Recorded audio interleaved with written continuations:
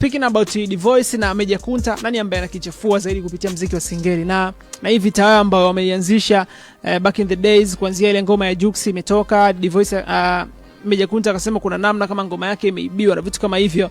Unaionaje na tutegemee nini? Kwa sababu unaweza mkao na beef hivyo alafu yani beef latakuwa liishia studio. Unaingia studio unatengeneza ngoma kali.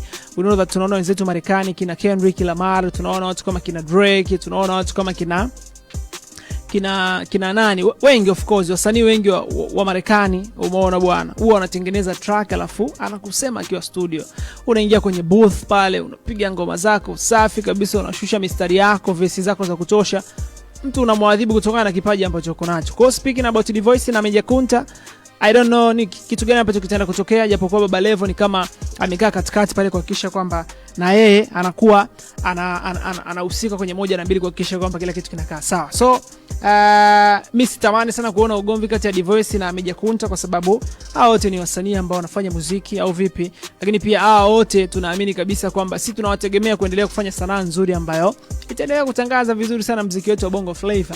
Na remind you that kwamba kama unakumbuka muziki wa Singeli, moja kati ya muziki ambao unazungumzwa sana this time kwamba inawezekana kuja kuwa icon ya Tanzania. So kama wasanii wetu wa Singeli ndio wanakuwa hawaelewani, itatuia vigumu sana kuamini kwamba muziki wa Singeli unaweza ukafika to the next level zile ambazo tunatamani sana ufike, alafu tuendelee ku appreciate kile kitu ambacho wasanii wetu wanakifanya. So speaking about hao washikaji bana, mimi naamini kabisa kwamba kile kitu kinaweza kukaa sawa, na mimi naamini mwarobaini wa D'Voice na Meja Kunta kuzinguana ni kuwakutanisha, waingie studio watengeneze ngoma kali, tuendelee kuenjoy muziki mzuri, alafu kila kitu kiwe kimekaa